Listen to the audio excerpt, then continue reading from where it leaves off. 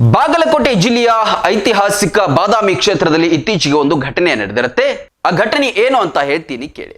ಬಾದಾಮಿಯ ಐತಿಹಾಸಿಕ ಕ್ಷೇತ್ರಗಳನ್ನ ನೋಡೋದಕ್ಕೆ ದಿನನಿತ್ಯ ಸಾವಿರಾರು ಜನ ಅಲ್ಲಿಗೆ ಬರ್ತಾರೆ. ಅಷ್ಟೇ ಅಲ್ಲದೆ ದೇಶ ವಿದೇಶಗಳಿಂದ ಕೂಡ ಜನತೆ ನಮ್ಮ ಐತಿಹಾಸಿಕ ಕ್ಷೇತ್ರಗಳನ್ನ ನೋಡೋದಕ್ಕೆ ಬರ್ತಾರೆ. ನಾವು ಕೂಡ ಎಷ್ಟು ಸಲ ಬಾದಾಮಿಯನ್ನ ನೋಡೋದಕ್ಕೆ, ಐಹೊಳೆ ನೋಡೋದಕ್ಕೆ, ಪಟ್ಟದಕಲ್ಲನ್ನ ನೋಡೋದಕ್ಕೆ ಹೋಗಿರ್ತೀವಿ. ಆದ್ರೆ ಎಷ್ಟೋ ಜನ ಏನ್ ಮಾಡ್ತಾರೆ ಅಂತ ಹೇಳಿದ್ರೆ, ಆ ಐತಿಹಾಸಿಕ ಕ್ಷೇತ್ರಗಳನ್ನ ನೋಡೋದಕ್ಕೆ ಹೋದಾಗ ಆ ಗುಹಾಂತರ ದೇವಾಲಯಗಳು ಅಥವಾ ಪ್ಲೇಸಸ್ಗಳು ಏನಿದೆ ಅಲ್ಲಿ ಕೆಲವರು ಚಪ್ಪಲಿಯನ್ನು ಹಾಕೊಂಡು ಹೋಗ್ತಾರೆ. ಎಲ್ಲಿಯೂ ಕೂಡ ಓರ್ವ ಯುವತಿ ಚಪ್ಪಲಿನ ಹಾಕೊಂಡು ಹೋಗಿದ್ದಕ್ಕೆ ಮತ್ತೋರ್ವ ಒಂದು ಮಹಿಳೆ ಆಕೆಯನ್ನ ನೋಡಿ, ನಮ್ಮ ಸ್ಥಳಗಳಲ್ಲಿ ನೀನು ಯಾಕೆ ಚಪ್ಪಲಿಯನ್ನು ಹಾಕಿದ್ಯಾ ಅಂತ ಹೇಳಿ ಆ ಮುಸ್ಲಿಂ ಯುವತಿಗೆ ತರಾಟೆಗೆ ತೆಗೆದುಕೊಳ್ತಾಳೆ. ಅಲ್ಲೇ ವಾಗ್ವಾದ ಸ್ಟಾರ್ಟ್ ಆಗುತ್ತೆ. ಏನಾಯ್ತು, ಚಪ್ಪಲಿ ಹಾಕಿದ್ರೆ ಅಂತ ಹೇಳಿ. ಅವಳು ಹೇಳ್ತಾಳೆ, ಯಾಕೆ ಈ ತರ ಮಾಡ್ತಾ ಇದೆ, ನಮ್ಮ ಹಿಂದೂ ದೇವಾಲಯ ಇದೆ, ನಿಮ್ಮ ಜಾಗಗಳಿಗೆ ಹೋದ್ರೆ ಈ ರೀತಿ ಮಾಡ್ತೀರಾ ಅಂತೇಳಿ ತಕರಾರಾಗಿತ್ತು. ಆ ವಿಡಿಯೋ ವೈರಲ್ ಕೂಡ ಆಗಿತ್ತು. ಇದೀಗ ಆ ಯುವತಿ ಏನು ಚಪ್ಪಲಿ ಹಾಕಿದ ಯುವತಿ ಆ ಒಂದು ಪುರಾತತ್ವ ಇಲಾಖೆಗೆ ಹೋಗಿ ತಪ್ಪೊಪ್ಪಿಗೆಯ ಪತ್ರವನ್ನು ಬರೆದು ಸಾರ್ವಜನಿಕರಿಗೆ ಆಕೆ ಕ್ಷಮಾಪಣೆಯನ್ನ ಕೇಳಿದಾಳೆ. ಕ್ಷಮಾಪಣೆಯನ್ನು ಕೇಳುವಾಗಲೂ ಕೂಡ ಆಕೆ ದರ್ಪವನ್ನು ತೋರಿಸಿದಾಳೆ. ಯಾಕಂದ್ರೆ ಹೆಸರು ಬರೆದಿಲ್ಲ, ಪ್ಲೇಸ್ ಬರೆದಿಲ್ಲ, ಏನೂ ಬರೆದಿಲ್ಲ, ಆಕೆ ಡೇಟ್ ಕೂಡ ಬರೆದಿಲ್ಲ. ಅದಕ್ಕೋಸ್ಕರ ಆ ಮಹಿಳೆ ಈ ವಿಡಿಯೋದಲ್ಲಿ ಏನ್ ಹೇಳ್ತಾಳೆ ಅಂತ ಕೇಳಿ. ಚಪ್ಪಲ್ ಹಾಕೊಂಡು ಒಳಗಡೆ ಕೂತಿದ್ದಾಳೆ.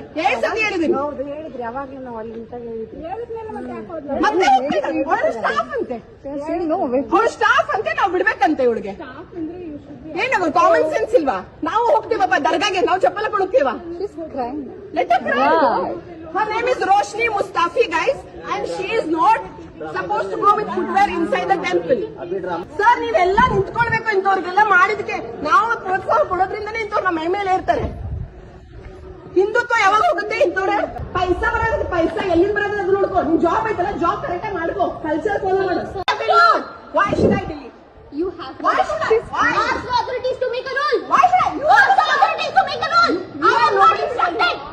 You are common sense. ಅವ್ರ ಮಂದಾಗ ಬಿಡ್ತಾರೆ ನಮ್ಗೆ.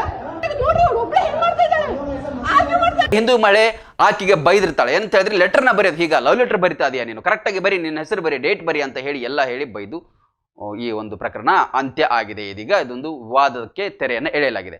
ಆದ್ರೆ ಒಂದು ವಿಚಾರವನ್ನ ನಾನು ಹೇಳಕ್ಕೆ ಇಷ್ಟಪಡ್ತೀನಿ. ಇಲ್ಲಿ ಆ ಮುಸ್ಲಿಂ ಯುವತಿ ಆದಾಕೆ ಆ ಗುಹಾಂತರ ದೇವಾಲಯದ ಹತ್ತಿರ ಹೋಗಿ ಚಪ್ಪಲಿನ ಹಾಕಿಕೊಂಡು ಕುಳಿತಿದ್ರು. ಆ ಯುವತಿ ಯಾರು ಅಂತ ಹೇಳಿದ್ರೆ ಅಲ್ಲೇ ಕೆಲಸವನ್ನ ಮಾಡುವಂತಹ ಡಿ ದರ್ಜೆಯ ನೌಕರಸ್ತೆ. ಹಾಗಾಗಿ ಒಬ್ಬ ನೌಕರಸ್ಥ ಆಗಿ ಅಲ್ಲಿ ಚಪ್ಪಲಿ ಹಾಕೊಂಡು ಕೂತ್ಕೊಂಡಿದ್ದಾಳಲ್ಲ ಅಂತ ಹೇಳಿ ಈ ಮಹಿಳೆ, ಹಿಂದೂ ಮಹಿಳೆ ಆಕೆಯನ್ನು ಗಮನಿಸಿ ತರಾಟೆಗೆ ತೆಗೆದುಕೊಂಡಿದ್ರು. ಇನ್ನೊಂದು ವಿಚಾರ ಏನು ಅಂತ ಹೇಳಿದ್ರೆ, ಈ ಚಪ್ಪಲಿ ಹಾಕುವ ವಿಚಾರ ಏನಿದೆಯಲ್ವಾ, ಅಲ್ಲಿ ಏನ್ ಮಾಡ್ತಾರೆ ಅಂತ ಹೇಳಿದ್ರೆ ಆ ಗುಹಾಂತರ ದೇವಾಲಯಗಳಲ್ಲಿ ಇರ್ತಕ್ಕಂತಹ ಮೂರ್ತಿಗಳು ಮುಕ್ಕಾಗಿದೆ, ಅಂದ್ರೆ ಭಗ್ನ ಆಗಿದೆ. ವಿದೇಶಿಗರ ದಾಳಿಯ ಸಂದರ್ಭದಲ್ಲಿ ಏನಾಗಿದೆ, ಹಿಂದಿನ ದಿನಗಳಲ್ಲಿ ಅದೆಲ್ಲ ಭಗ್ನ ಕೂಡ ಆಗಿದೆ. ಹಾಗಾಗಿ ಅಲ್ಲಿ ಪೂಜೆ ನಡೆಯೋದಿಲ್ಲ. ಎಷ್ಟೋ ಜನ ಅದು ಹಿಂದೂನೋ ಮುಸ್ಲಿಮೋ ಅಂತ ಇಲ್ಲ, ಎಷ್ಟೋ ಜನ ಏನ್ ಮಾಡ್ತಾರೆ ಅಂತ ಹೇಳಿದ್ರೆ ಆ ಚಪ್ಪಲಿಯನ್ನ ಆ ಮೆಟ್ಲ ಕೆಳಗಡೆ ಬಿಟ್ಟು ಹೋಗುವ ಬದಲು ಮೇಲ್ಗಡೆನೆ ಹಾಕೊಂಡು ಹೋಗ್ತಾರೆ. ಕಾರಣವನ್ನ ಕೇಳಿದ್ರೆ ಭಗ್ನ ಆಗಿದೆ, ಅಲ್ಲಿ ಪೂಜೆ ನಡೀತಾ ಇಲ್ಲ, ಏನಿಲ್ಲ, ಪವಿತ್ರ ಕ್ಷೇತ್ರ ಅಲ್ಲ ಅಂತ ಹೇಳಿ ವಾದವನ್ನು ಕೂಡ ಮಾಡ್ತಾರೆ. ಹಾಗಾಗಿ ಅಲ್ಲಿ ದೇವರು ಇದೆಯೋ ಇಲ್ವೋ ಅದು ಬೇರೆಯ ವಿಚಾರ. ಆದ್ರೆ ಒಂದು ಸ್ವಚ್ಛತೆಯ ಆಧಾರದ ಮೇಲೆ ಅಥವಾ ಸ್ವಚ್ಛತೆಯನ್ನ ಪರಿಗಣಿಸಿ ಆದ್ರೂ ಕೂಡ ಆ ಚಪ್ಪಲಿಯನ್ನ ಕೆಳಗೆ ಬಿಟ್ಟು ಹೋಗುವಂತ ಸೌಜನ್ಯ ಜನತೆ ಬೆಳೆಸ್ಕೊಳ್ಬೇಕಿದೆ. ಇಲ್ಲಿ ಹಿಂದೂ ಮತ್ತು ಮುಸ್ಲಿಂ ಯುವತಿಯ ನಡೆದಿರುವಂತಹ ವಿವಾದ ಒಂದು ಕಡೆ ಆದ್ರೆ, ಬೇರೆ ಜನರಿಗೂ ಕೂಡ ನಾನು ಹೇಳೋದಿಷ್ಟೇ, ಯಾವುದೇ ಒಂದು ಐತಿಹಾಸಿಕ ಸ್ಥಳ ಇದೆ ಅಥವಾ ಪ್ರಮುಖವಾದಂತಹ ಪ್ಲೇಸ್ ಇದೆ ಅಂತ ಹೇಳಿದ್ರೆ ಅಲ್ಲಿ ನಾವು ಸ್ವಚ್ಛತೆಗೆ ಸ್ವಲ್ಪ ಆದ್ಯತೆಯನ್ನು ಕೊಡಬೇಕು.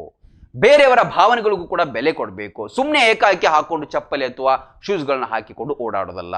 ಇದು ನಾವು ಬಾದಾಮಿಗೆ ಹೋದಾಗ ಎಷ್ಟೋ ಜನ ಒಳಗೆ ಹಾಕಿಕೊಂಡು ಹೋಗಿರುವಂತ ಘಟನೆಗಳನ್ನ ನಾವು ಕಣ್ಣಾರೆ ನೋಡಿದ್ದೇವೆ. ಅದಕ್ಕೋಸ್ಕರವೇ ಈ ಘಟನೆ ಒಂದು ಆಧಾರ ಆಗಿತ್ತು. ಆ ಘಟನೆಯ ಹಿಂದೆ ಇದನ್ನು ಹೇಳುವ ಪ್ರಯತ್ನ ನಮ್ದಾಗಿತ್ತು. ಮದುವೆ ಹಾಗೂ ಶುಭ ಸಮಾರಂಭಗಳು ಬಂದ್ರೆ ಸಾಕು, ಎಲ್ರಿಗೂ ಬಟ್ಟೆ ತಗೊಳ್ಳದೆ ದೊಡ್ಡ ಚಿಂತೆ ಆಗತ್ತೆ. ಬೆಸ್ಟ್ ಹಾಗೂ ಬ್ರಾಂಡೆಡ್ ಬಟ್ಟೆಗಳೇ ಸಿಗ್ಬೇಕು ಅಂತ ಎಲ್ರು ಅನ್ಕೋತೀವಿ ಅಲ್ವಾ? ಎಸ್, ಆ ನಿಮ್ಮ ಕನಸನ್ನ ನನಸಾಗಿಸುತ್ತಾನೆ ಬಂದಿದೆ ಆರ್ ರಾಮದುರ್ಗ ಬಟ್ಟೆ ಮಳೆಗೆ. ಮುಧೋಳದಲ್ಲಿರುವ ಈ ಬಟ್ಟೆ ಮಳಿಗೆ ಜವಳಿ ಕ್ಷೇತ್ರದಲ್ಲಿ ಸುಮಾರು 50 ವರ್ಷಗಳ ಅನುಭವ ಹೊಂದಿದೆ.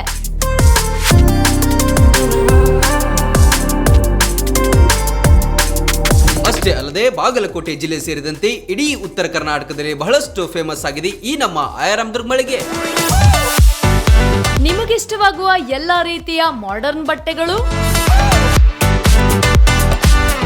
ಮದುವೆ ಸಮಾರಂಭಗಳು ಬಂದಾಗ ಎಲ್ಲೆಲ್ಲೋ ಹೋಗ್ತಿರಲ್ವಾ, ಇನ್ ಮುಂದೆ ಅದನ್ನ ಬಿಟ್ಟು ಬಿಡಿ. ಕುಟುಂಬ ಸಮೇತರಾಗಿ ಮುಧೋಳದಲ್ಲಿರುವ ಆರ್ ರಾಮದುರ್ಗ ಬಟ್ಟೆ ಮಳಿಗೆಗೆ ಬನ್ನಿ. ನಮ್ಮಲ್ಲಿ kids wear, men's wear, women's wear ಇತ್ಯಾದಿಗಳೆಲ್ಲವೂ ಲಭ್ಯ. ಸಂಪೂರ್ಣ ಪರಿವಾರದ ಪರಿಪೂರ್ಣ ಖರೀದಿಗಾಗಿ welcome to Ayaram Durga textile. Run TV news videos ನೋಡಲು ಸಬ್ಸ್ಕ್ರೈಬ್ ಮಾಡಿ, ಬೆಲ್ ಐಕಾನ್ ಪ್ರೆಸ್ ಮಾಡಿ.